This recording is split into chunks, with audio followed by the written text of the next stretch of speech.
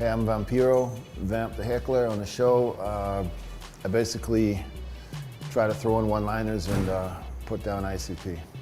I hate you too. Very well spoken, Vamp.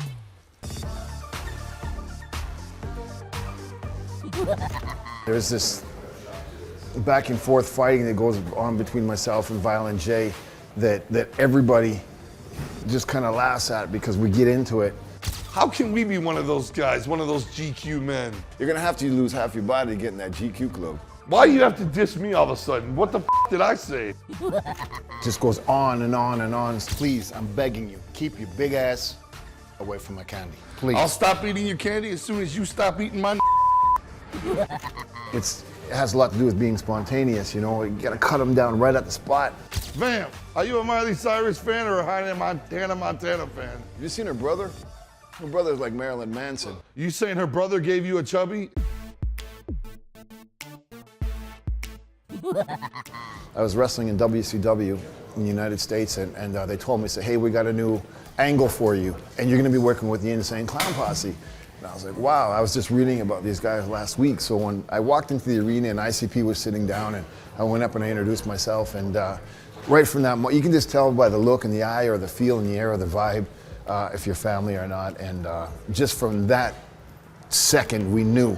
And from that day, we were never apart. And it's been that way for, I guess this is 18 years now.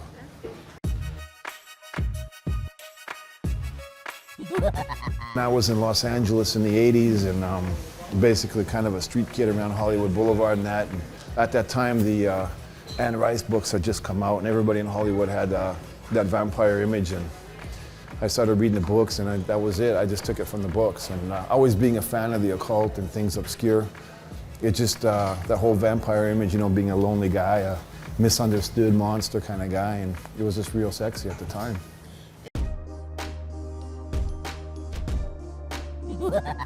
It says beautiful in Chinese, and it's to remind myself every time I look in the mirror to not to forget to thank God and not to forget to teach my daughter that it doesn't matter who you are or what you are on the outside, it's what you are on the inside. And if you just show your natural beauty by being kind, you change everything for so many people. So me being part of this underground music movement and being involved in pro wrestling and being a guardian angel and helping people, I hope that that gift I can give her to help her be a better person. She grew up with people asking for autographs and taking pictures, and she sees her dad on TV and she hears her dad's name, and I hope that one day somebody says to her, hey, you see this path that was paved and there's no violence here and there's no discrimination in the music. It was because of your dad. And that's what being a juggalo and ICP is all about, is giving love. You know, and if my daughter can get something out of that, then I know I was a good dad.